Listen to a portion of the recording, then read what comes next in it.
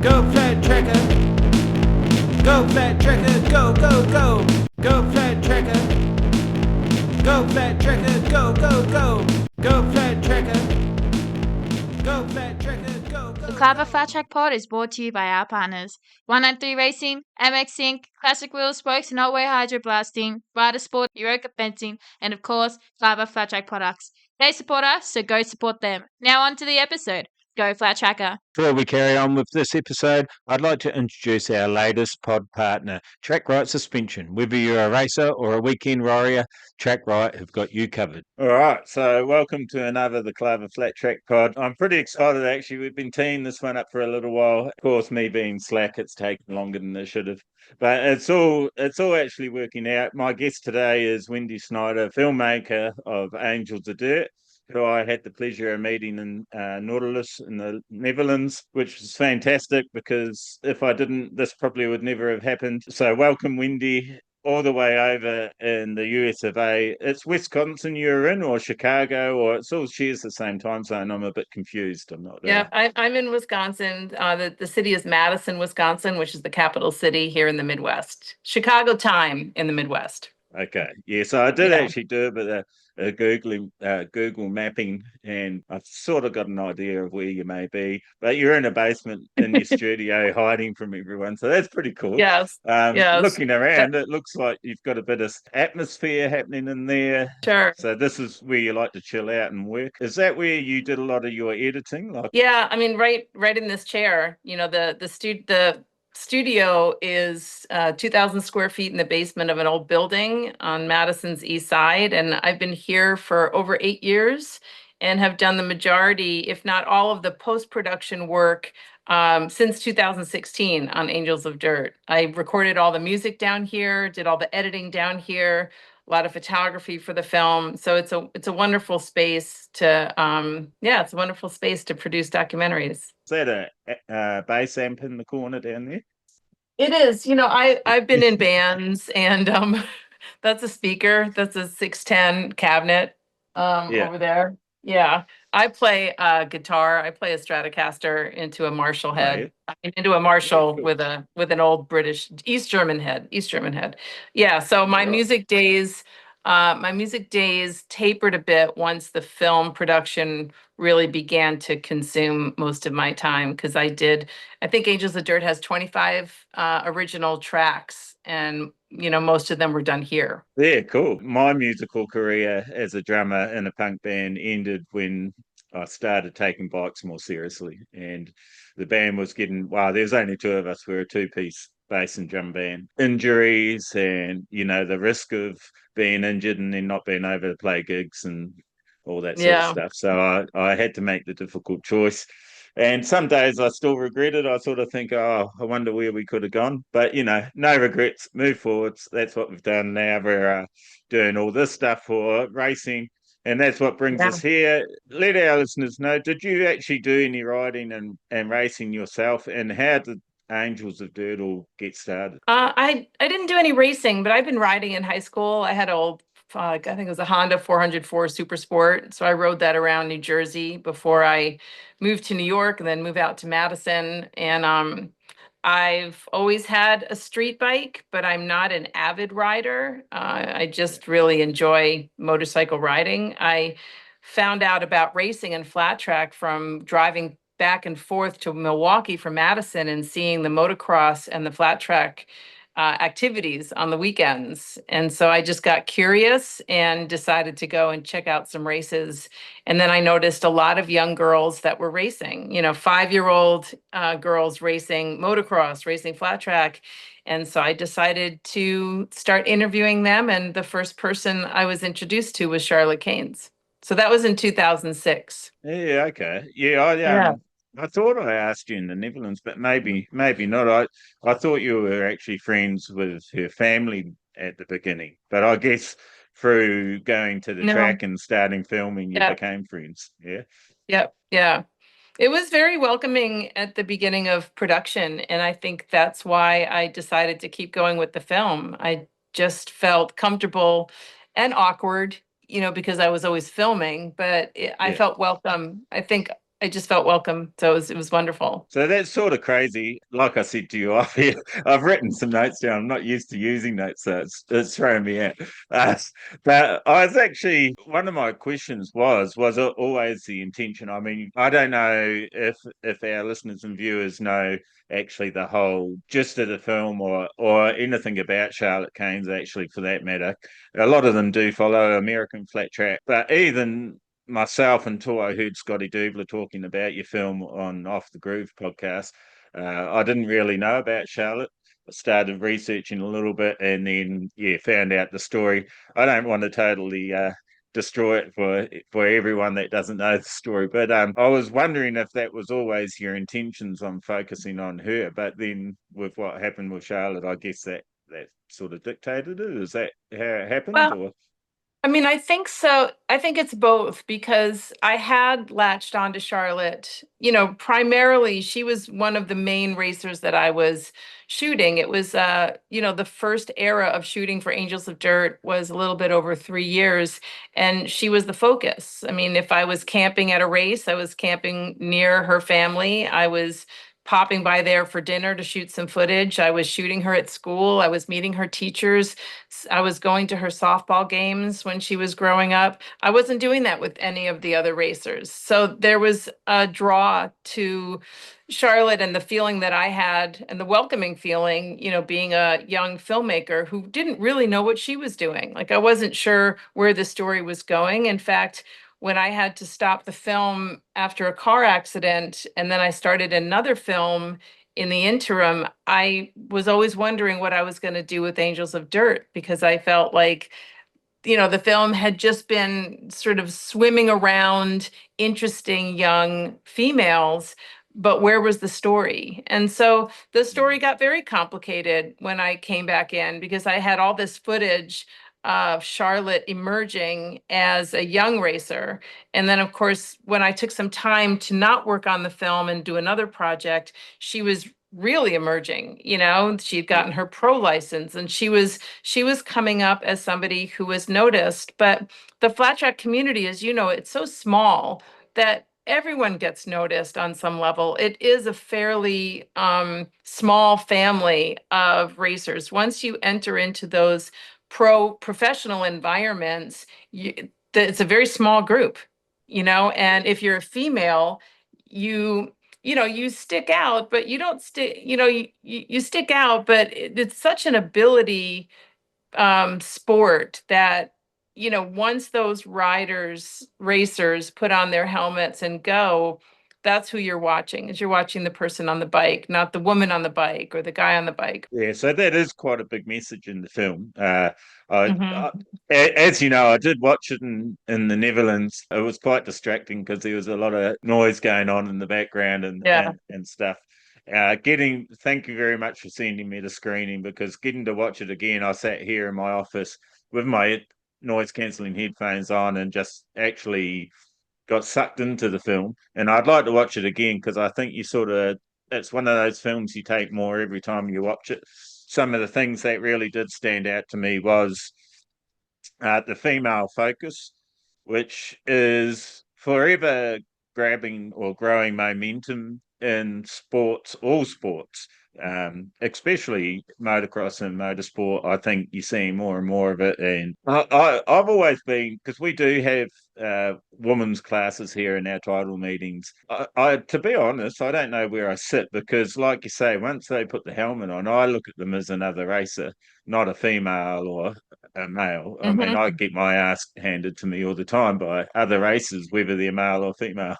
So I'm sort of like, do we really need to have those separate classes? But when I've talked to two women racers, especially when they're beginning, that's when I think a female class is more important. When they get Hmm. to, especially like where Charlotte did, I think her ability was matched and exceeded a lot of guys anyway. And that's where, you know, Yeah. that's where the real victory comes for a racer is when you're beating everyone. Yeah, so I found the female aspect a very strong narrative in the movie, and it's always one that I always support. But I don't know if in pro level we need a women's class, which we don't have a paid pro level over here, so it's sort of relevant anyway. To add, to chime in on that, I would say whatever gives racers more access, right? More access is more time on the track, and flat track is what I've learned, and I'm always observing. I'm always the filmmaker, or I'm always a fan. I'm not a racer, but I know that track time is hard to come by for lots of racers, and so. More access is just more time to invest in yourself and how you navigate being in a race, being a competitor.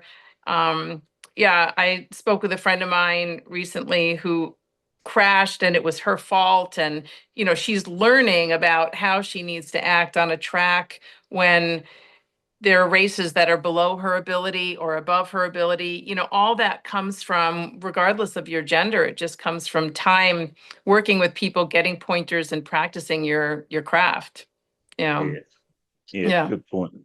Thank you. Also, you had a lot of you called them big names in the industry, doing little interviews and that. Was that all your footage? Some of it was borrowed too from archives, or Yeah, there's a hefty amount of archives in the film that I had to clear, of course.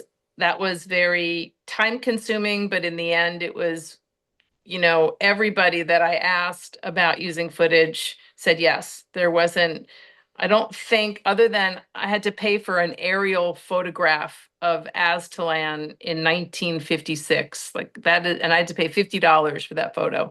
Other than that, people were incredibly gracious, which I also find in the flat track community. There is a real belief in, or a support system that's there for people who are, just wanting to tell the story of the sport or somebody in the sport. So the archives, like whether it was an old cycle news or it was, scenes from On Any Sunday that I had to have cleared by Bruce Brown's team. Once Mert Lawwell saw the film in California, and I flew out to California to show it to him and his friends early on. It had not even been at the festival yet. I just wanted to, it was really important to me to show Mert, to have his screening, be his own. And it was after that screening that a couple people in the audience put me in touch with the Brown family, who then gave me permission to use that footage. So lots of footage from lots of different sources. Each one has its own little story, whether it's an interesting one or not, but it's making a film that spans all this time, right? And it also reflects back to the history of flat track. So whether it's Ascot Park, would be a good example. That's YouTube. YouTube was my friend. Yeah, I mean, I had to get permission, but I still found a lot of stuff on YouTube. Yeah, and it's great. It's sort of hard. Like if someone asked me to sum it up, I would say just watch it, because there's a lot more than it's a lot more than just Charlotte. It does talk about the common passion of the sport. Like there's one section about 10 minutes in talking about the culture of the sport, and I think that's global. Like I saw it in the Netherlands. Okay, not everyone could speak English to me, and I could sort of feel that some of them wanted to come and talk but may not have been confident enough, and the same back to them, because I couldn't speak Dutch, and so but you could still feel the vibe. The vibe was the same. So before we get into how you've all traveled around and a bit more about the movie, we did talk before about just sharing a bit of the trailer. So I'm just going to do that so our listeners can hear it and our viewers can see it. It's only 3 minutes. We'll see how we're feeling. That will go along. So okay, sounds good. Thank you.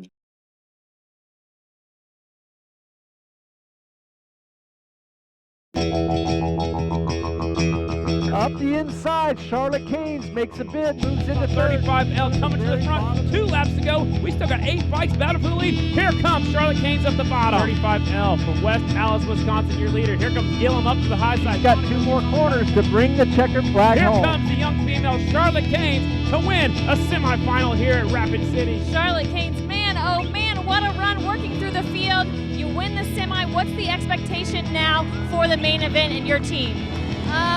Hoping to get a good start and move through the field. I know the clutch was slipping, so I had a pretty bad start, but I'm pretty happy to be up here and to be in the main. I can't thank everyone enough helping me out. My mom and dad, Spencer Oil.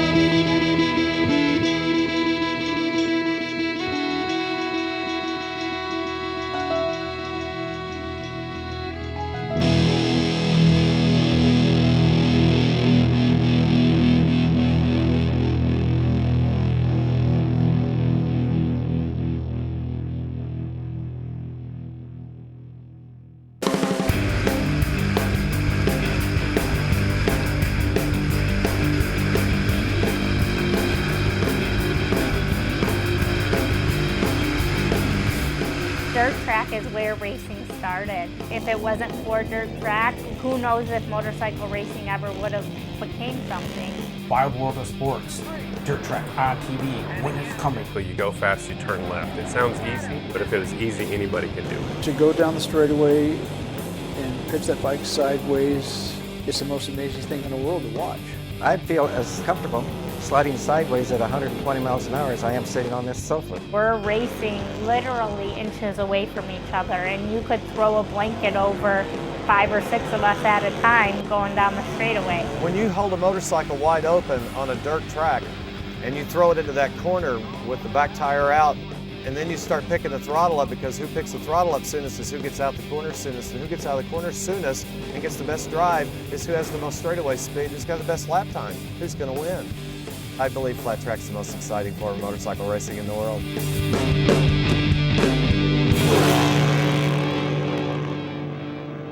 So I'll just stop it there. I think that gives us a good insight. If you want to watch the rest of it, you can see the official trailer on YouTube there. Just in that short few minutes, that's a lot of post-production and a lot of editing. And how long did the film actually take you? Well, I think that, it was a 17-year stretch before I premiered it to friends and family in Milwaukee, because I wanted to do something private, before I began to submit the film to festival.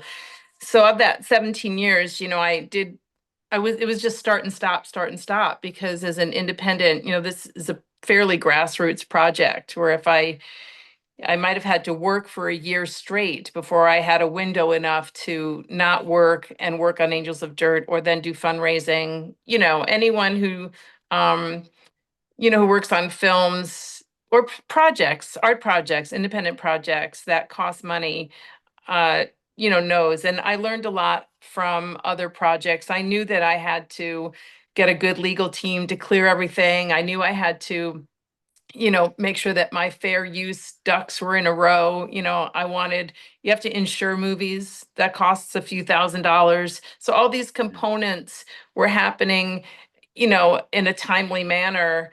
And I only say that because, to spend this long on a project, there are a lot of personal reasons and reasons out of my control that took the project in different directions. But I think, ultimately, you want to share the film when it's ready to be shared. And at no time, did I feel like the flat track community or the family of Charlotte or anyone for that matter, I never thought that anyone was rushing me or waiting on me.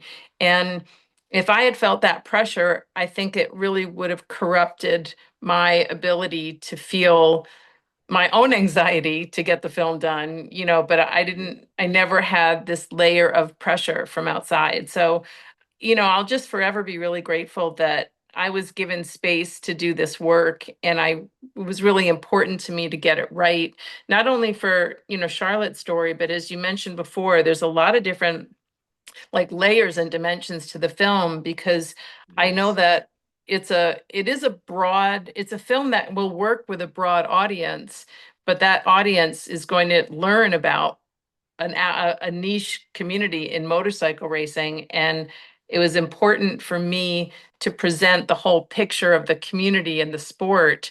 And that's why everything works the way it does in Angels of Dirt. And I think you've done a great job at that, actually, because I have seen other films, and it's sort of, if you've been in the in the community for quite a while.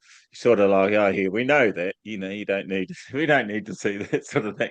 So I think you tied it in where it didn't feel like a tutorial. It was Thank you. more a story about the community, about women in racing, about pro racing, how hard it is to get there. And there's a whole lot of other elements that I can't think off the top of my head. Thank you. Thanks for But noticing. but yeah, no, it's pretty cool. And there's a few ladies' names that I didn't know, like who Jennifer Snyder was, Dorothy. Jennifer's no relation to you, is she? No, no, she No. spells her But last name differently yeah, than I thought mine. so. Yeah.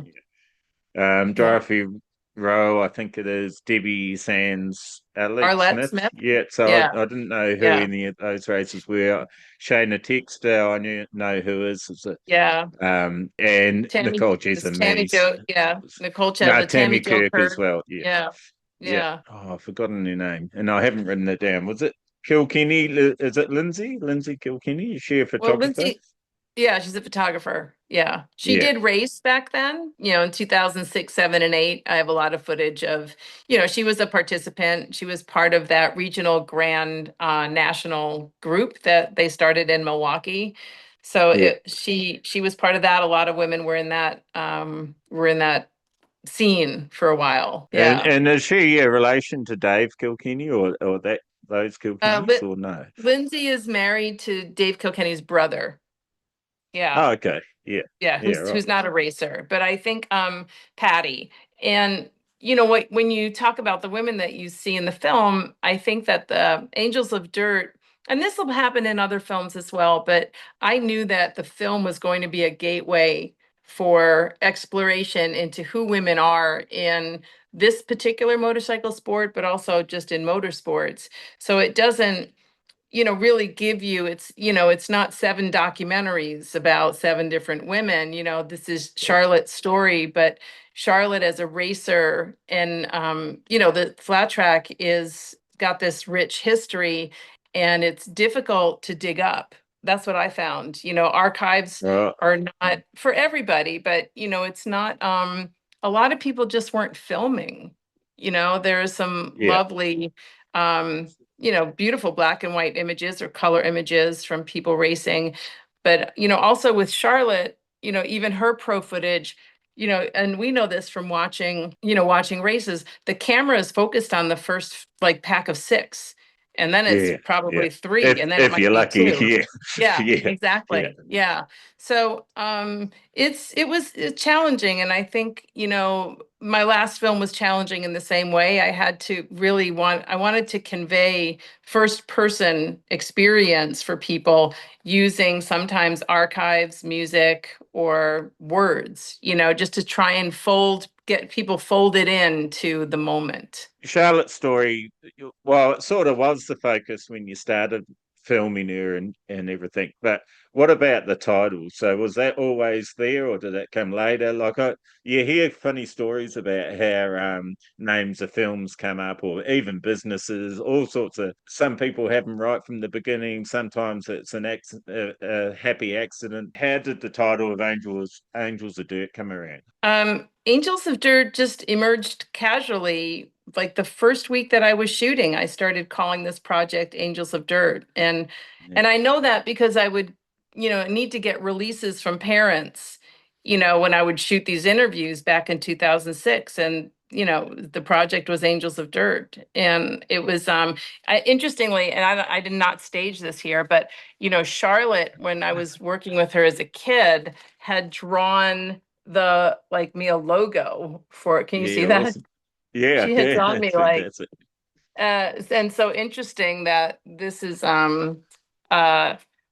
that's very similar to the logo of the film, her on a bike. So It's it just happened. I mean, things with the project, you don't pay attention to them in an otherworldly kind of way, but they just happen and they keep moving you forward. So the title, people would ask, why isn't it Angel of Dirt? Or, I think that there was this, other people wrestled with the title more so than I did. I just felt like, nah, all right. it's Angels of Dirt.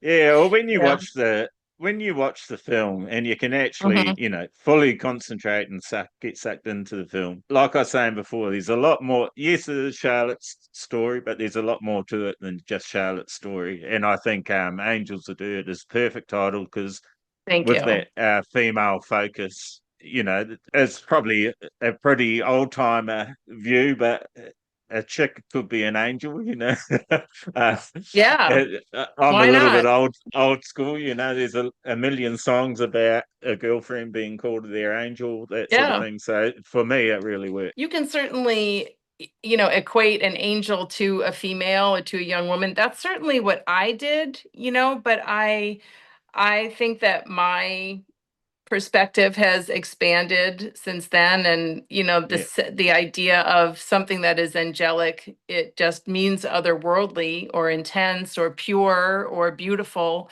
all those things.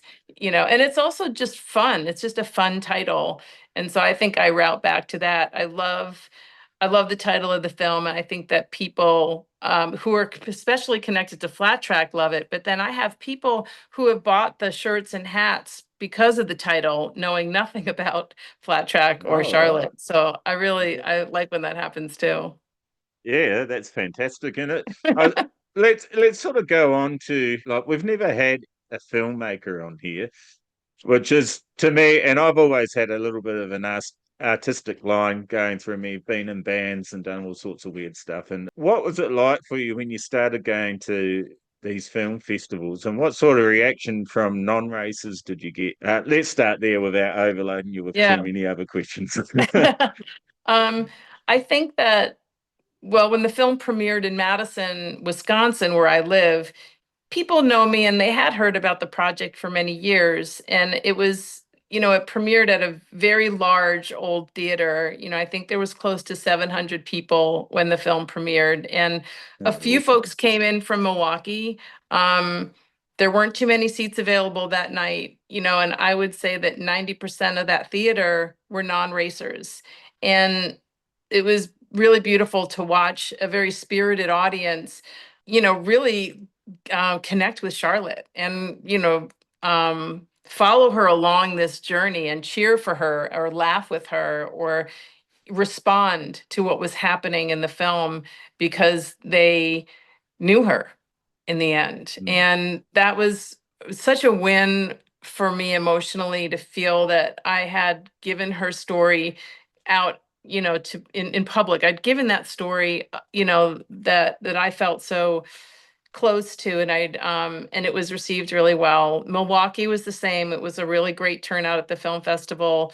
Another small festival here, that was again like, lay people, some cyclists, of course, but then it was really important for me for the first year of the film's release to physically take it to races and take it to racers. So that's why working with Nicole Meese and Jared Meese and their Meese Promotions Company, we did 2 screenings at AFT events. So one was at the Springfield Mile, one was at Lima. I screened it in Ventura on the eve of a Flat Track Pro event there as well. Um, you know, Garages, there was a garage in Berlin. Of course, you saw me in Nordeluz. And to get a sense of, how the film would be received by racers, but also the screenings that I've done with people that have nothing to do with Flat Track at all have been really enlightening for me because they love the story for the story itself. It's not because they race motorcycles. So, and that's Charlotte. That is when you have somebody who you're sharing, their story, and I understand, and people who get to know Charlotte get a sense that she was a special person. She wasn't better than anyone else, in her character. She was just really a very special person to know. And some of that comes across in the film. Some of it, of course, it's a Yeah. movie, Yeah. but it's been really exciting. And now with the film being available now online, it's going to reach hopefully more people that are not flat track enthusiasts, but just maybe they're motorsports, or maybe they're just sports, or maybe they just want to see stories about young women and, the trajectory of their lives. So it's all been one big thrilling experiment that's taken me all over the country and over to Europe. I feel very blessed to be able to do that work. Yeah, well, that was pretty crazy seeing you over there, actually. And it had me thinking, I wonder how that happened. Was that through Scotty Dubler and him going over to England and that sort of thing? Or Mm, was it through other people that had seen the film from Europe yeah, and the it was. Netherlands and said, come here? Or Well, the beginning, I have to credit, Anthony Brown and DTRA and the Dirt Track Racing Association that is part of the yeah, UK scene, because they had Scotty over a couple times. They had heard about the film, and out of the blue, they reached out to me and said, "We'd love to bring you over here to show the film for our season finale." So that was just a year ago next weekend. And yeah, right. through that experience, and I knew that Scotty Dubler, the announcer, was going to the Netherlands. He was going to do Lillestad after that. And Oh, so yeah. he had met some cool people. And then I thought, I've actually asked DTRA, what do you think if I put together like a few weeks in Europe with the film? Can you connect me with some people? So Mm. that's how it all happened. I mean, I did produce that tour myself, but it was on the heels of friendships and connections from people who had seen the film and put me in touch with folks. It was Yeah. grueling, but it was really fun. Yeah, yeah. Even what I did, like I had the Dutch flat track crew on the podcast twice. Nice. First time was just Richard jumping, and then the second time was all three of them: Michael, Richard, and Roger. Oh, And great. I said, I don't think they thought I was serious. I said, I really want to come and meet you guys and have a race with you. And yeah, so I did it, but it was not easy. Like I'm not loaded. I'm not a really wealthy person. It took Hmm. a bit of chance. My wife said, our eldest daughter's coming home. You've never been there, but we should go and see her where she was living before she comes home. I said, that's a good idea. Hmm. And it just happens to be like the week before Nautilus. So why don't we go over to Netherlands? She said, what? I said, oh yeah, there's a race on. And she went, oh So great. Jesus Christ. She's not she understands my passion for flat track racing, but she doesn't like the downsides to it. Personally, in our family, we haven't been touched by any deaths in racing, but we've definitely seen other families go through it, a lot of injuries. And yeah, that side of the sport, I'm glad you do touch on that in the film. And it's not like a heavy influence through the film, I don't think, Mm-mm. No. but everyone that races knows it there, and we all seem to be very good at ignoring it. Until it happened, I remember listening to Tank Slapping. I can't remember who Corey's friend was that passed away racing, but it does play a toll on a racer's mind, and I think it is important to acknowledge it and the reality of it. Like that we can go to a race and not come back. It goes so much deeper than that. That's one reason. I know money doesn't fix that, but it is one reason I think there should be a pro circuit over here. We are risking ourselves for plastic trophies, So Hmm. the kids that do have that talent and are really pushing hard, I think there should be more rewards as well. That they, you go to work and get paid and have all those insurances, and because there's risk to going to work as well. Why not when we go racing?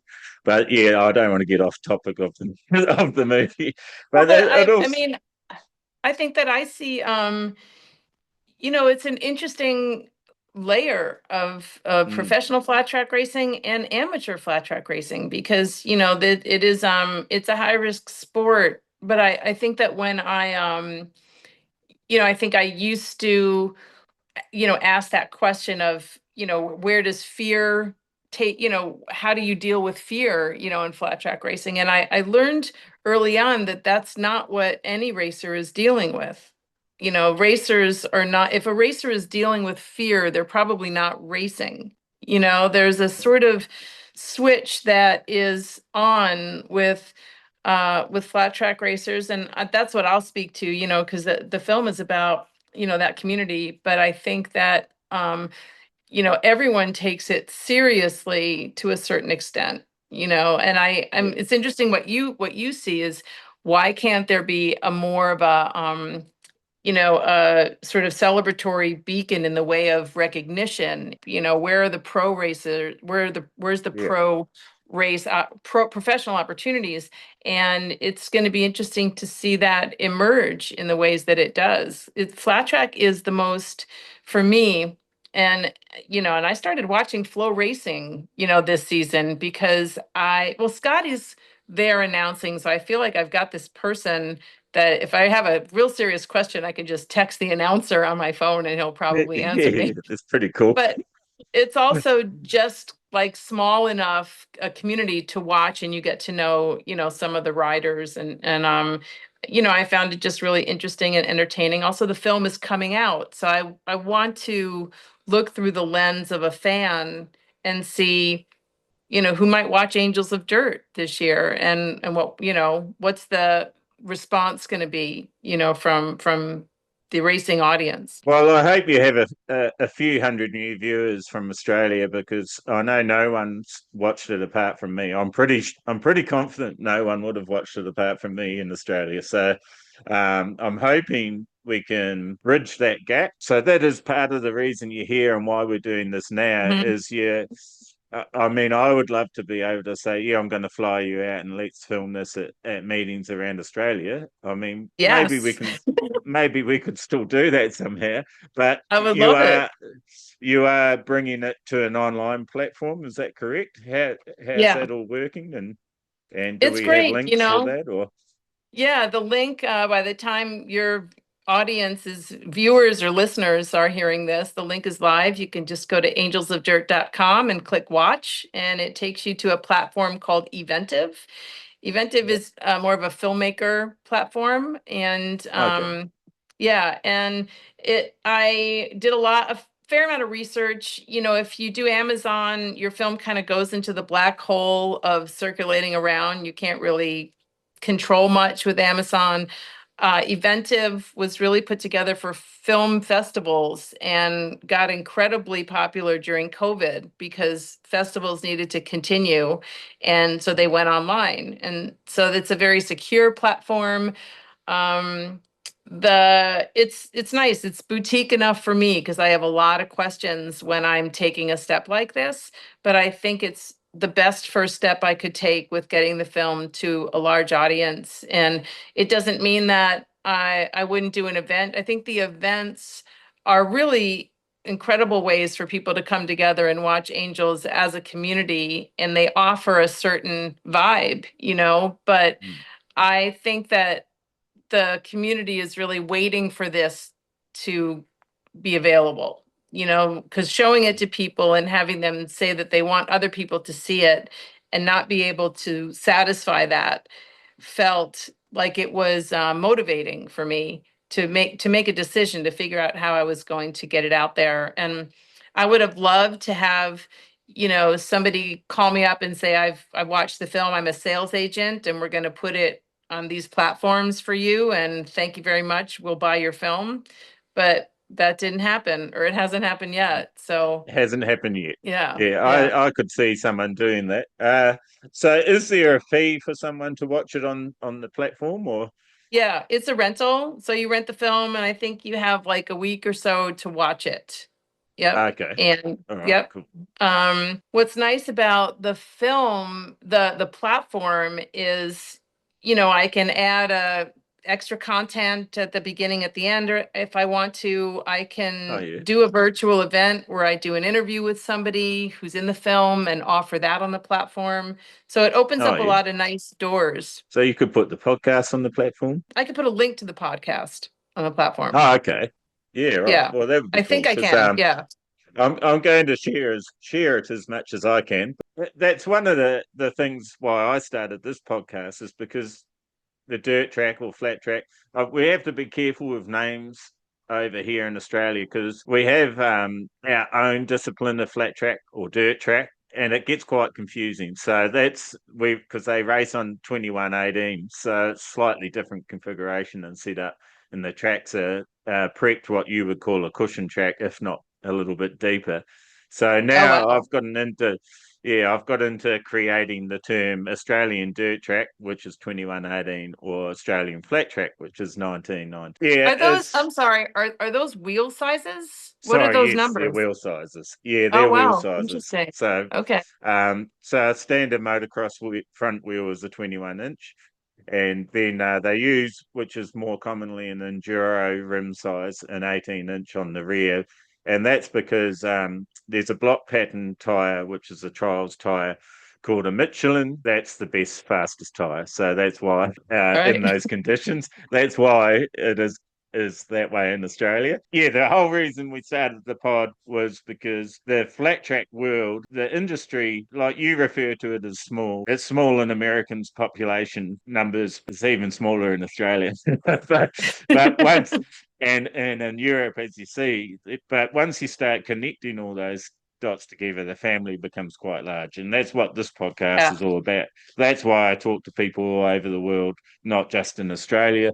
But I like to get those people from those countries involved in listening as well. So hopefully we actually have 21 countries that tune into the pod. It could be, I don't get the hard figures of like it's 2 people or 20 people. You get a Okay. percentage. You get a percentage. So 1%'s good for me in a country with 1 million people. So It'd be interesting to have you and Scotty as guests, just talking to each other about podcast hosts. Would be yeah, hysterical.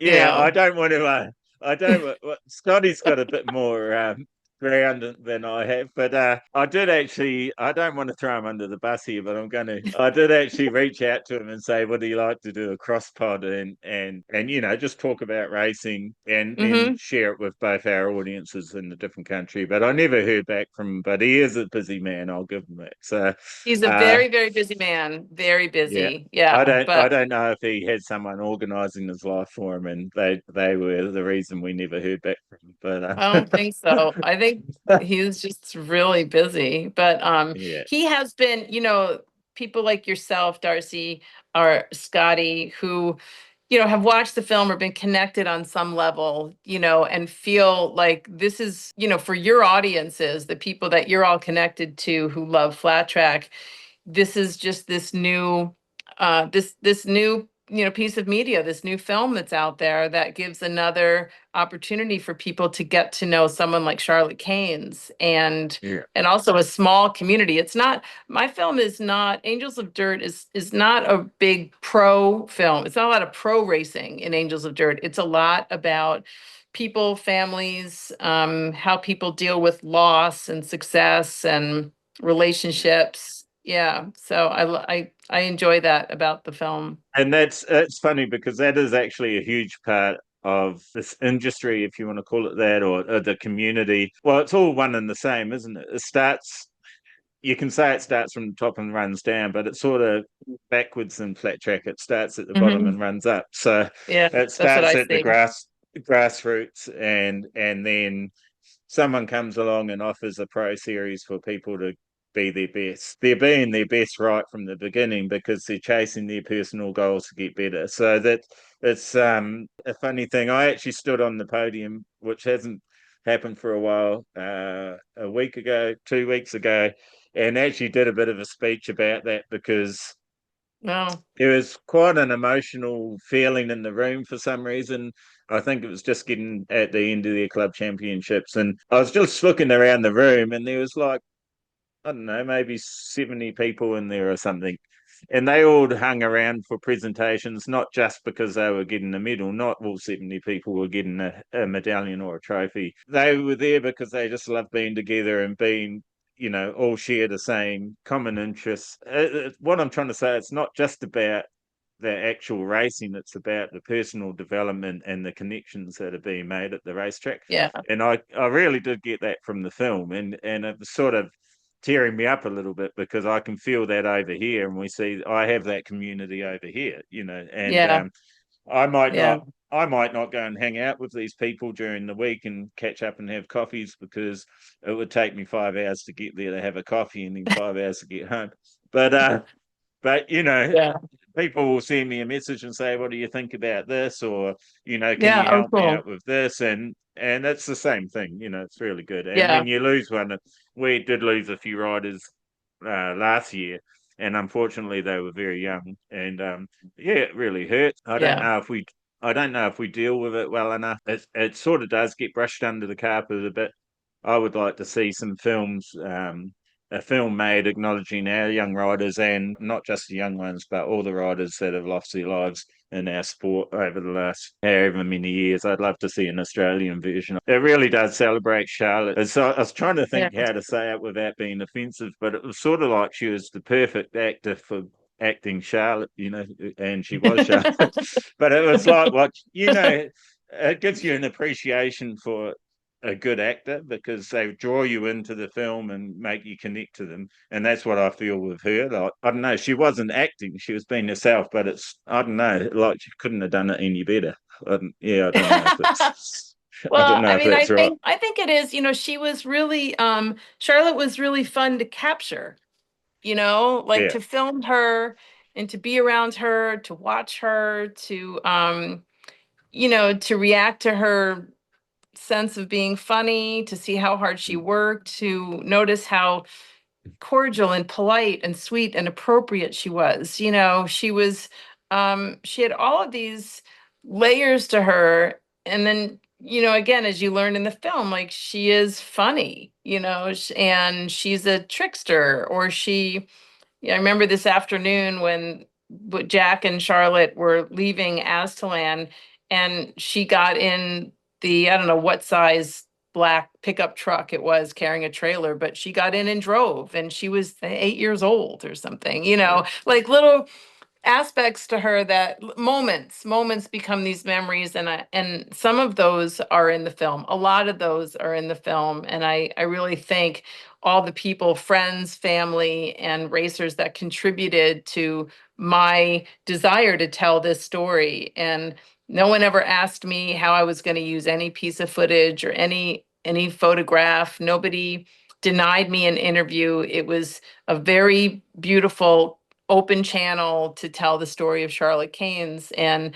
I think that she having all the parts of her to work with made it easy to represent her, because it was just showing her. I mean, even now, before the film went up online, just last week, I put in another 30 seconds of Charlotte racing, because more Charlotte is just more Charlotte. It's really lovely to have it. It's the film is a good length, it's a full length film. It's 86 minutes. It's a packed history lesson along with a life of somebody, but also, you see a community go through all these aspects of feeling things that sometimes we don't stop and acknowledge in our own lives. So they're all sort of, the film gives an opportunity to go through a lot of emotional experiences. It does. I like the focus on your home track as well. How do you say it? Azzy is short, isn't it? Azzy. What's the actual full name of it? Aztalan. Aztalan. Aztalan. Yeah, right. Yeah. And is that in Wisconsin, is it? Yeah, it's in Is that Lake the one? Mills, about 20 Is miles it from me here in Madison. Yep. is that the one Yeah. you were driving past and that's Yeah. when you went, I'm going in to have a look at this? Yeah, right. Yeah. Yeah. I, Challenge with Azzy is when you drive past it on the highway, when you see it, you've already passed the exit. So that was always this issue. Like by the time you see Azzy, you can't get there, or you'd have to figure out how to go backwards. So yeah, I just took myself, off course and found it. And it really, did change my life significantly. Continues to. This weekend is Charlotte's Memorial Race. Yeah. yeah, So we'll all right. be there. Which yeah, I don't want to be a spoiler, but there's a few Yeah, memorial we can, races in your name. you can get rid of that part, because I think we've been vague up until then, so just forget this weekend, cut that part out, Darcy. But yeah, just to speak generally to the sport and how you see it, I'm not as involved as I was when I was making the film, but you're watching a sport emerge, and it's delicate. It's fluid and it's delicate, and people need to stay in it. Somebody called me recently and they said they were selling a bike because, their kids are in high school now, they're doing other things. And so you grow out of it. if there's not the opportunity or if it's not easy. That's an interesting point. I've been around the sport. I'm not sure quite how long now. Actually, probably getting close to 20 years. You see that happen everywhere, and I've actually talked to some, well, they're young compared to me, younger people that became teenagers, got to that working age of 18, out of school now, working for themselves or working for someone else, and mum and dad have said, okay, now you need to take care of the racing bills. They start doing that and they go, holy shit, how did mum and dad afford to do this? So they stop. And then about 5 or 6 years later, they either come back and they start racing again because they haven't met the person and started a family or haven't done that sort of thing. Or you see them come back with the young one with a Pee-wee 50 and they'll get out and have a ride every now and then and it starts a passion up against in their family. And it's sort of, I don't think anyone really quits forever. I think when the timing's right, and it's usually financially related, they'll come back, whether it's just for a practice day or to get competitive again. There's just something about it's quite addictive, and you do miss it when you're not around it. Even if you're not racing, like when I've been injured a couple of times, I decided to start commentating. Our club never had commentators, but I just thought, oh wow, it's something that I think's always been missing, so I'm going to do something about it and started commentating.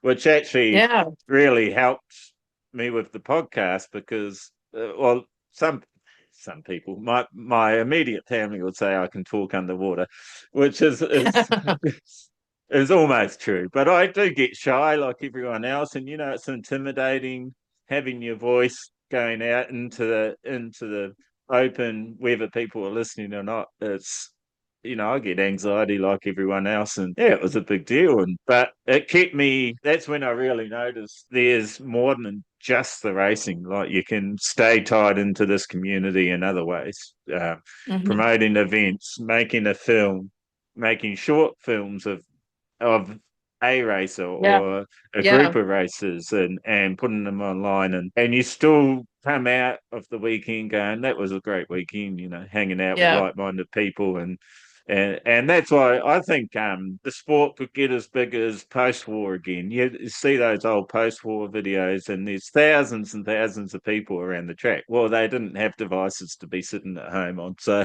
that's always what you hear. Everyone's on their devices. But I think we can. I think we can bring it back because of the atmosphere that is offered at the track. We've just got to get more people feeding into it, that it's the drug of life, and it's an awesome one to consume. So that is ultimately my mission, and I think your movie can play a big part in that if we're reaching a wider audience and thank you, and intriguing people that aren't racers or members of racers' families, because let's be honest, that's mainly the people that come along in Australia. In America, I know you do have true bike fans, race fans too, but I think they probably all know somebody that knows somebody that races, son or daughter or dad or uncle or grandpa or auntie, whichever way it goes. Films like your film, any sort of artistic influence and input can definitely help grow the sport. And it's funny how you were saying, like I'm assuming, I could be wrong, but I'm assuming on that short that we were watching before, those intro tracks was you playing the instruments. Is that right? Yeah, the only thing I don't play is drum. I think that those drums were played by either my friend Mark or my friend Joe. Yeah, I'm not sure which track. Cool. There are two tracks in the trailer. Yeah. The GoPro footage one I'm referring to, that one, I really like that one. Oh, yeah, the GoPro, yeah. So where I was going with that is I've met a lot of racers that are musicians or have been musicians.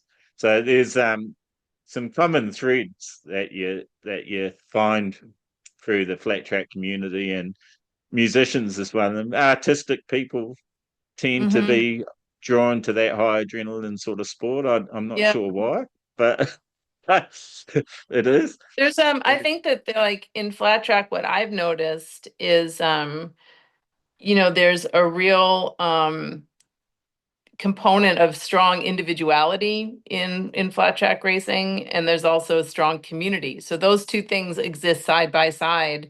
You don't go and buy a bike off the showroom floor in flat track. You can be racing bikes of all ages, and so the tinkering is more artistic crafting than it is just tightening something up. I mean, you really have to make a flat track bike.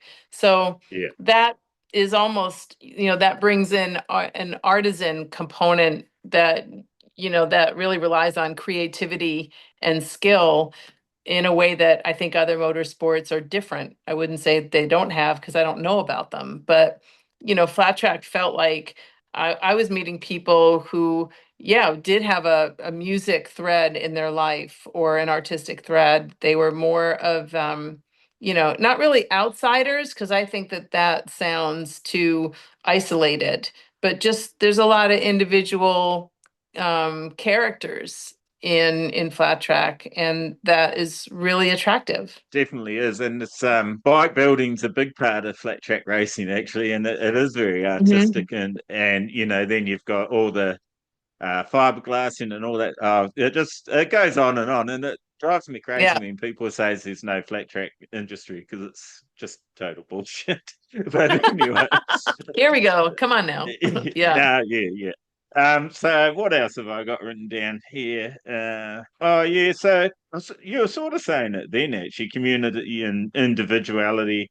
I've written down here, no journey is done on your own. Was that actually intentional? Like, I think that comes through.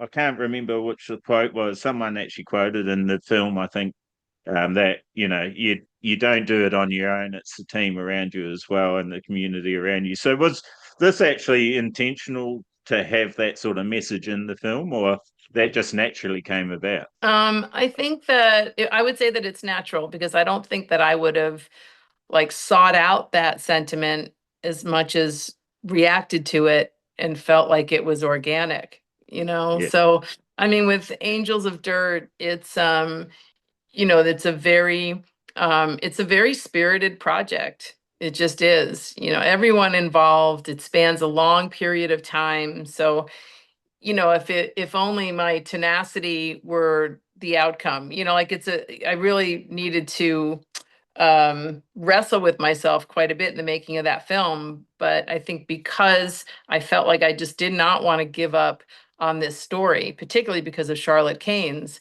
but I wanted to finish. And projects that take as many twists and turns as these do, with funding as well. I mean, there's still a donation page on angelsofdirt.com, because it's a business doing all of this, and it's not my job. It is my job because I'm doing it, but I have to find other jobs. But it's all completely worth it. I wouldn't do anything different. I think that it's a film that I'm glad is now available. And again, it's on the website, angelsofdirt.com. But I think that I've gone away from your question, Darcy. Apologies. But No.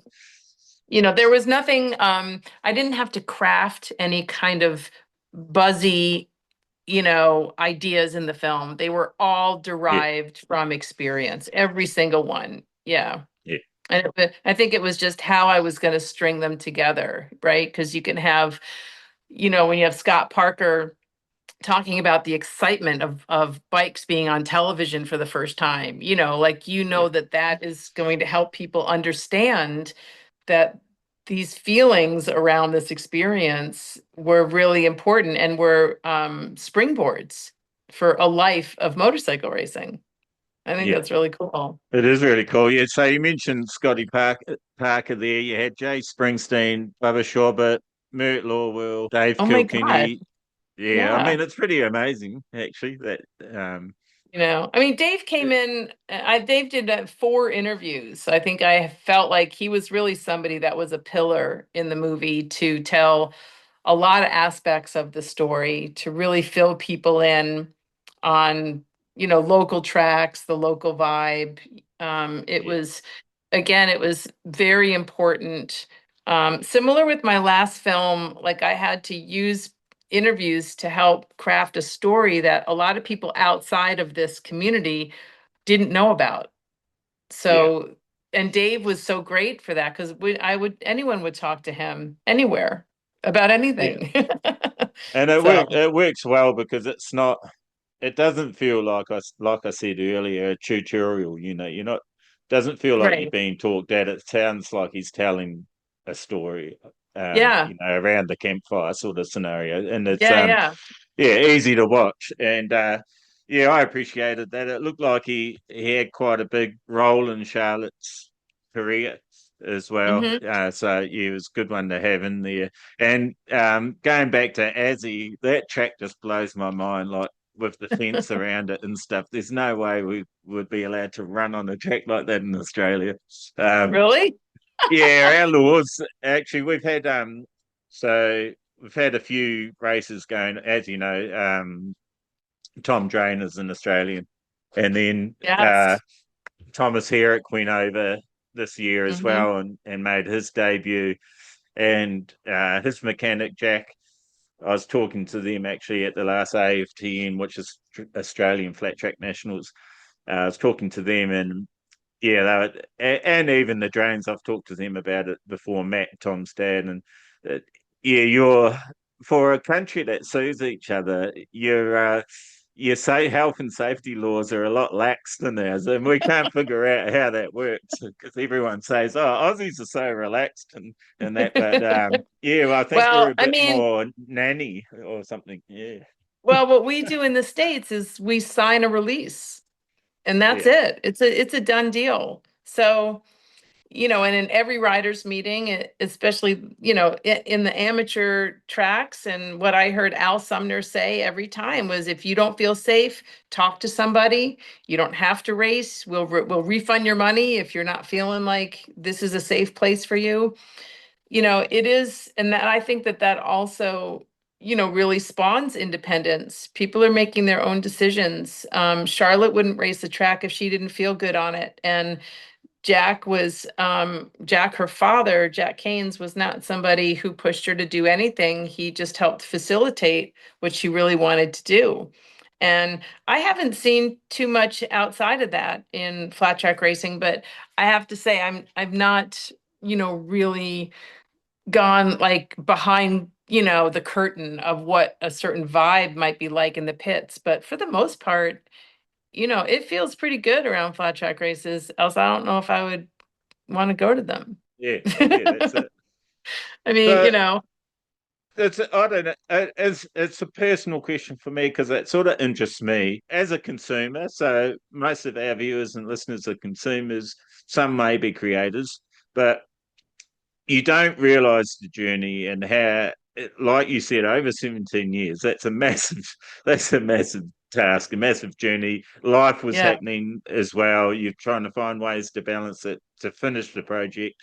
And to yeah. me, that's a massive hats off and as Thank many you. thumbs as I could hold up at once up to you because so many people quit and won't finish a project because things get so hard. But like you were saying, I noticed at the end there was a lot of credits to look at, and you've got to slow it down to actually take them all in and realize the work and effort that's gone into doing it. But there was a GoFundMe page. Was that the only financial side of assistance that you got, or were you No. able to get film grants and that sort of thing too? Or Yeah, I'm very impatient. So grants, I don't do well with grants because you have to write them. You have to plead your case, right? And I'm not very good at that either. But interesting that you bring that up because there was a GoFundMe.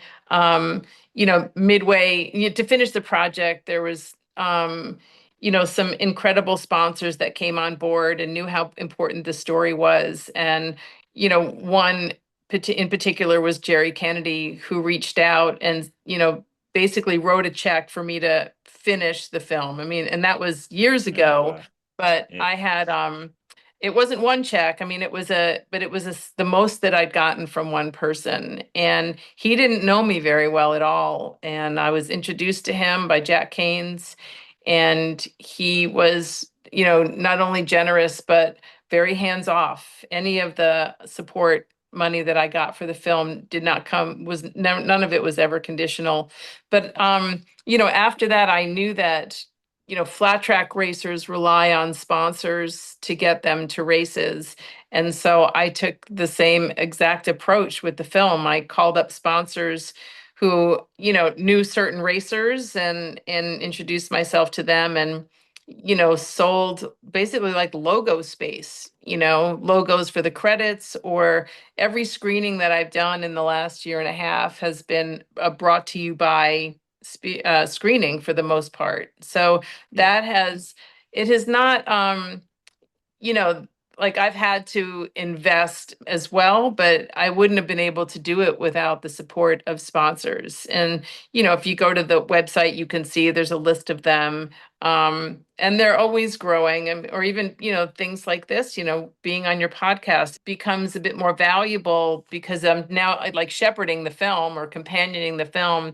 And I can represent the project, but also the project's part of what you're representing now. It's like this Exactly, yeah. lovely, feedback loop of really sincere support and that you get. And Scotty Dubler would be a perfect example because he's not just a great, wonderful person. He really believes in this film. I think he's seen it 9 times, so Yeah. and that, all of that it certainly sustains me, not always financially, but it sustains the spirit of this project, which I need that more than I need the money. Yeah, it's a fine balance, isn't it, between the financial and the spiritual side of the sport. And I think some people, like like I said, with as an individual and using my brand and using the podcast, I'm trying to grow an industry, especially in Australia, but also link the world together. But because it is, I suppose I wouldn't call it, I don't know, but grassroots. I sort of hate that word, but grassroots and blue collar, and it seems quite difficult for people to. I think they want it, but accepting a change of like a professional series, especially in Australia, I don't know. Some people just don't seem they want their kids to be successful and to reap rewards from that success, but for some reason they just don't want that change to happen now, or I don't know how to say it, or like they don't. I guess they don't want the change to ruin what we've got now. Could be part of it, and money does definitely change the game, especially Yeah. if you're going out. I'm watching it, and I'm going to get ridiculed for this because I probably do mention just about every time my youngest daughter's footy career ambitions. The more serious it gets, because there's opportunities, whether they're financial or not, but ultimately leading to financial reward, the more I feel like she's not enjoying it, and it's Yeah. sort of killing the buzz a bit. And I really don't want that to be the case for our professional races. I want them to enjoy it the same and just look at the money as being a bonus. I'm getting that money for doing what I love and coming out. But I think bridging that gap is going to be a long, long road, and it's very hard because you can't. Once you're getting paid for something, it becomes a job.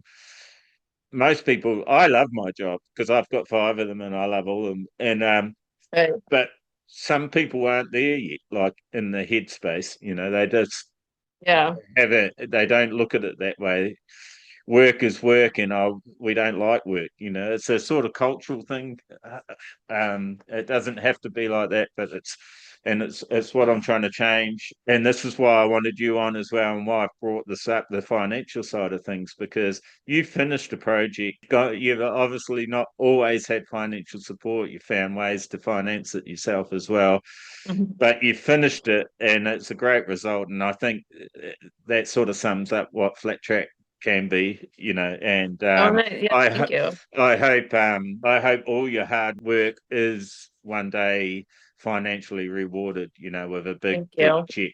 And because you deserve it. You've done the hard yards, and to me that's what success is. You've start something and you finish it, no matter Yep. what the rewards. So No matter how long it takes. No matter how long it yeah, no takes. matter how Yeah. long it takes, Yeah. and that's Um, the definition of success there, I reckon. And if yeah. you can do it multiple times, wow, yeah, Well, that's I think, fantastic.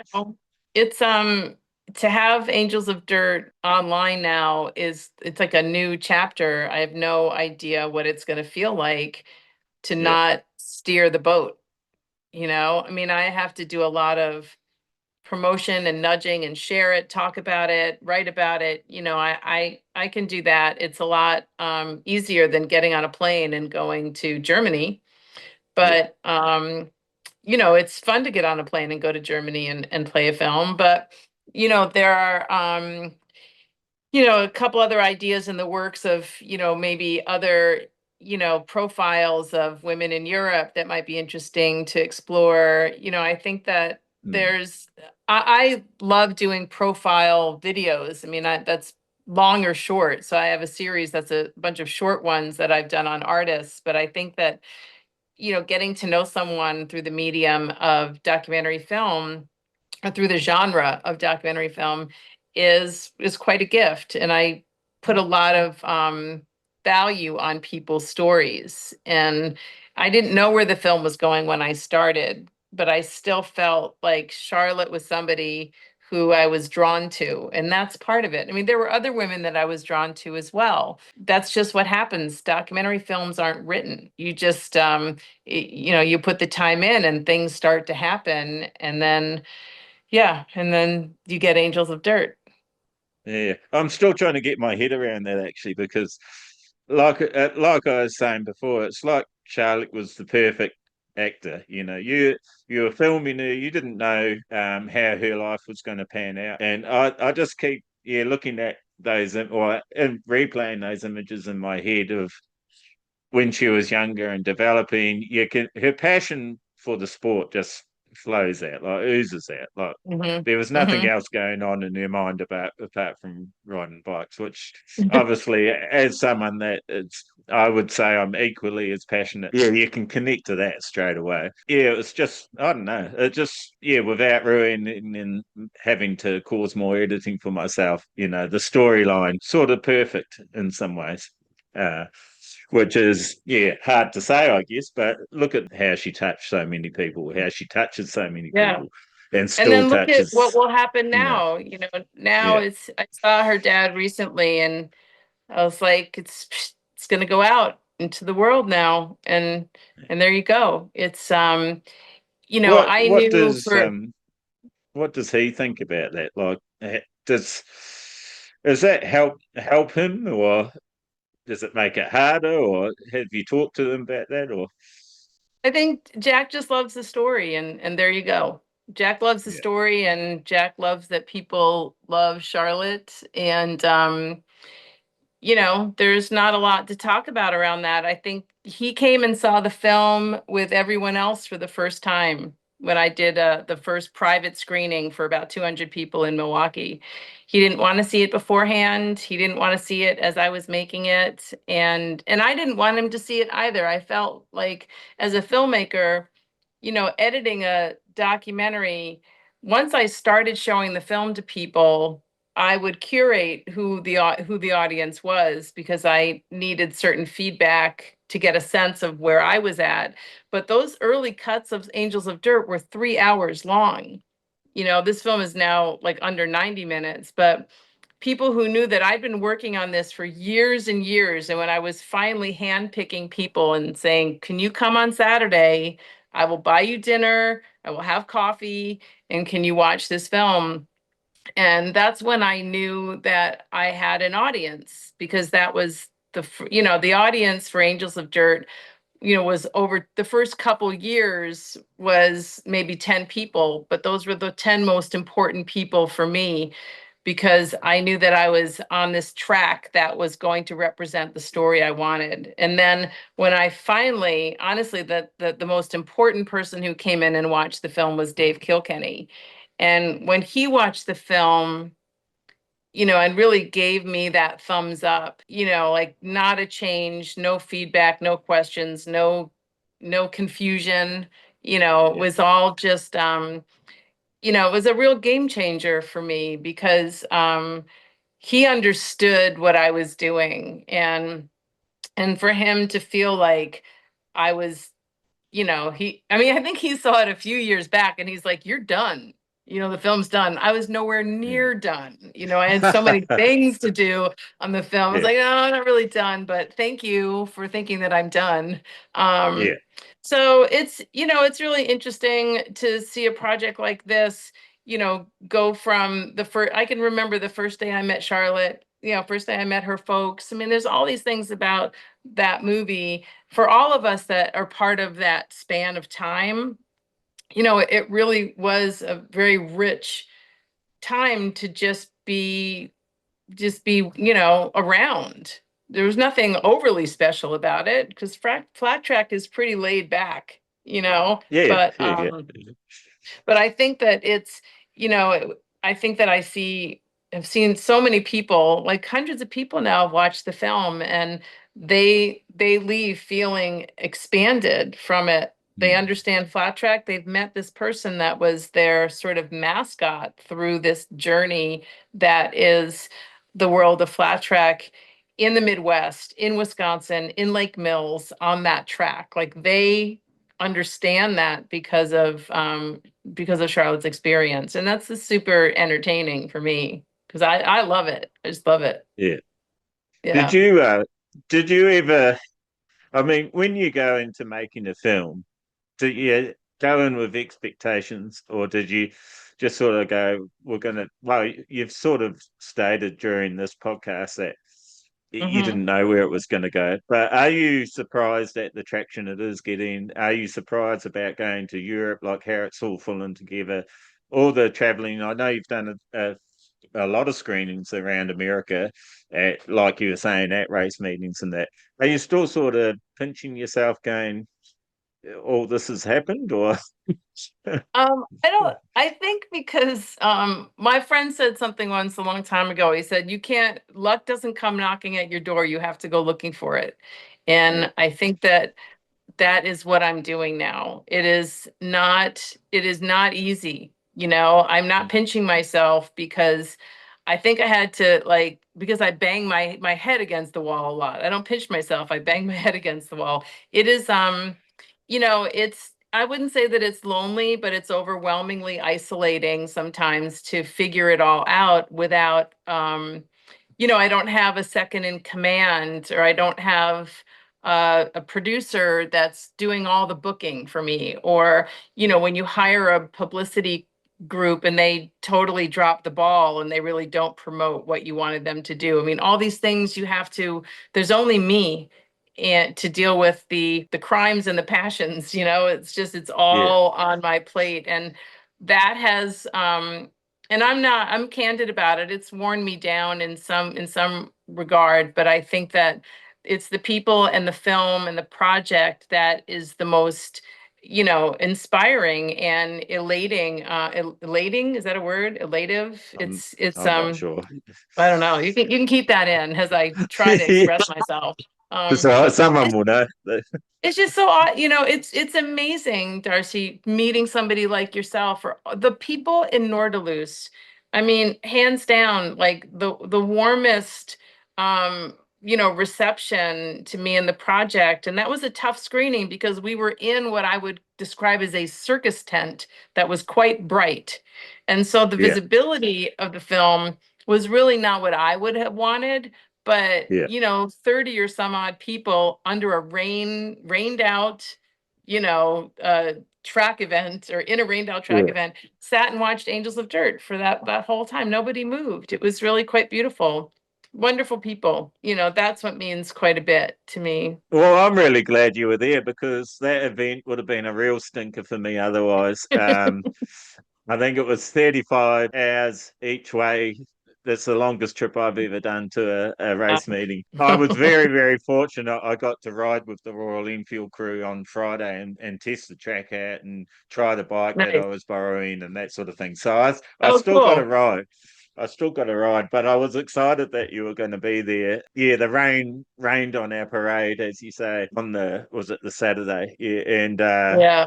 luckily, well, luckily and unluckily for you, because you had screens coming from places, and so that changed everything, and you had people getting drunker and drunker in the background. That's right. As the That's time went right. on. But yeah, if you didn't screen it, even though, like I said, it was because my hearing's not the best, so with the people in the background, that was quite hard for me to concentrate Oh, on to that's right. focus on it. Yeah. I still got the gist of it, and when I felt like it was a great film. And then luckily you sent me another screening it's before the pod, so I could refresh and reinstated what I initially thought even more. So it is a great film. I would love everyone that watches this pod to get on, and I'm not sure what the fee is, and I'm imagining it's in US dollars, but it's worth every cent. So Thank you. yeah, go on angelsofdirt.com. It's not .com US or anything like that. It's just .com. It's just Yeah, .com. Yeah. .com. Yeah. Angelsofdirt.com. Click the watch button, pay your money, and enjoy. Watch it as many times as you can in the week window that you've got, would be my advice. And get your money's worth. It hurts the dollar difference between Australia and America. I think I bought Flow Racing package, and when I did, my butt clenched, and I went, "This better be worth it. Better be a good season." It was Tom a lot of money. Drain, it was, I would think that Tom Drain winning the singles and breaking a record, right? Is the first Yeah, Australian to hold yeah. First, well, international. So international, yeah. yeah, Um so he's an that's amazing a kid, actually. that's an uplifting this is an uplifting moment for flat track in Australia. Yeah, it's also, without being negative, sort of heartbreaking. Like, I haven't seen anything on the news. Motorcycling Australia did a post, which is fantastic. A few other locals have done posts. I did a little post. Yeah, but it just doesn't get the recognition, And it's bat and ball sports. I don't get it. Golf gets on the news, and it's like, what? For some reason, thousands of people go and watch another guy whacking a little white ball with a steel pole. I don't get it, but and I guess that's, some people won't get the flat track thing, but I do think it deserves a spot on the national news, and hopefully one day we get there. And it's always been the case in Australia and New Zealand, like even with our MotoGP stars, Casey Stoner and that. He would get on the news, but it's just such a brief little article, and you don't get the whole backstory. And I think that's why we lose a lot of viewers, because they just sort of see a quick glimpse, if they see it at all, and they don't really understand the whole journey. And that's why I dug into some things about the finances and how many years, and so people actually understand. It's not just, oh, I'm just going to make a film, and 2 weeks later you're done, and everyone's going, wow, that's awesome, And it's just, Yeah. it's not just your film, it's everything. It's the history of the sport, right from Yeah. the day it started, from board racing in America to sand, granite, and clay tracks now, car or motorcycle specific. It's this evolution of the sport. It goes up and down, and I don't know. I'm 100% sold. It's this fantastic community to be involved with, and I just want people to see that every journey that people decide to take and putting effort towards it creates a reward, and helps lift the industry up and gets it noticed again that little bit more. And tiny steps, but we're going to one day be even huger. Like I was saying about connecting the dots with the countries, instead of having 100 races, we've got like 10,000 races, 8,000 races that are all now starting to think, oh, how can I get to New Zealand for the Burt Munro Challenge, the biggest race in New Zealand that goes over 4 days, and now they've got a flat track class. How do I get there to meet and race those guys? Or how do I get to the Australian flat track nationals? Or how do I get to America or the Dutch flat track? So these questions are starting to happen now. And I think, yeah, the sport's definitely I feel like we're on the edge of exploding, and it's strange because it actually, I don't know how much of a history dive you did into flat track, but like post-war, it was huge. It was something everyone, mum, granddad, or pa, or nana, however you, oma, opa. Maybe that's my next film, Darcy. That could be my next Yeah, I film. mean, it's pretty amazing, and Yeah. I would love to see it back to that. Even, Speedway being a sister sport, I know they're looking Hmm. at how do we regrow that. They say numbers are dropped off, but you look in Poland at a Speedway meeting or something, and there's like 20, 30,000 people there. Imagine that for flat track. We'd be stoked. Right. And which is, I actually think that community, the Speedway community, is playing their part for the growth of flat track as well. It's starting to happen. The FIM are using Cool. Speedway long track circuits and sort of drawing that community in. They had around to the World FIM Championships in Cool. Germany, and So great. it's such a big stadium. I think there was a couple thousand people there, but it doesn't look like it. But that's another tick of the box and another win for flat track, I think. Yeah. And that's why I chose to sell 19-inch wheels and promote 19-inch in Australia, because to the way the track prep is and the way the wheels impact on the track is a lot closer to Speedway than anything else. Yeah, I think you can get involved with them as well and help lift the sport that way. And it seems to be happening. It's fantastic. But we're here about Angels of Dirt, and we're almost out of time because you've got another meeting. So thank you very Yeah. much for taking your time out of your day Thanks, and Darcy. making me get up, but I'm not going to swear, but early. It was very What time early. is it? What time is it? Well, now it's 7:45. So I got up at 5 Okay. so that I could Oh my God. put the internet in the office, because my youngest one's got into playing Fortnite and keeps stealing because we're in a black spot here, so we've got like a mobile modem. So Okay. she keeps coming and stealing it. So I had to fix all that up. Yeah, But I can't thank you enough just for, giving Angels of Dirt time on your podcast and time with your audience. It's a big deal, a film like this. I know you don't like the word grassroots, but this is, the journey. Grassroots is you are down on the grass, kind of crawling forward. yeah, But yeah. every experience, every exposure that I have with the film is one that feels really good, and I'm proud of the project, and I feel really grateful to have been included early on in the flat track communities. I felt that way. I wanted to continue, and now we have this little slice of a life. Yeah, no, it's awesome. And I thank you for making the film. Sincerely do think it is a great film. I'm not just trying to talk you up because you're sitting in Thank you. front of me on a camera or anything like that.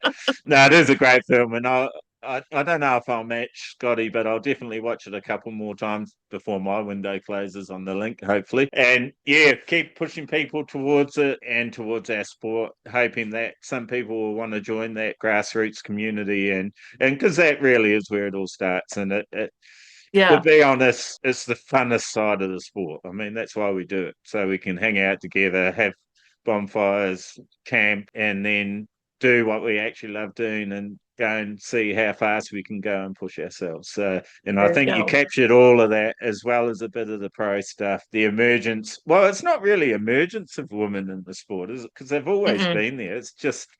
Always. It's Yeah. just acknowledging that side of it as well. So Yeah. yeah, Well, no, thank it's you. awesome. All And right. just once again, angelsofdirt.com, click the watch button, pay your money, support Wendy Schneider. Let's hope you come to Aussie and make a film about the Aussie scene. That'd be awesome. Why not? I'm cool Yeah, with that. exactly. I'm cool with that. Exactly. Yeah. Thank you so much, Darcy. I really do appreciate the time and your listeners. And go check out Angels of Dirt. It's easy to find, angelsofdirt.com, and shoot me a note. Let me know what you think about the film. That's all. That'd be great. Let us know too if you enjoyed it, and if Wendy's not giving you a nudge. I love that you use that word. It's very friendly. Giving you, I got a few nudges in my inbox in the email. If Wendy's not nudging you back, yeah, give me a message and I'll say, Wendy, what do you do? You're out filming or something. and we'll get your answers and let Wendy know that you enjoyed the film. Yeah. So Thank that's you. a wrap for this one, guys. You know what to do. Keep it sideways. Go flat tracker. Go flat tracker. Go flat tracker, go, go, go.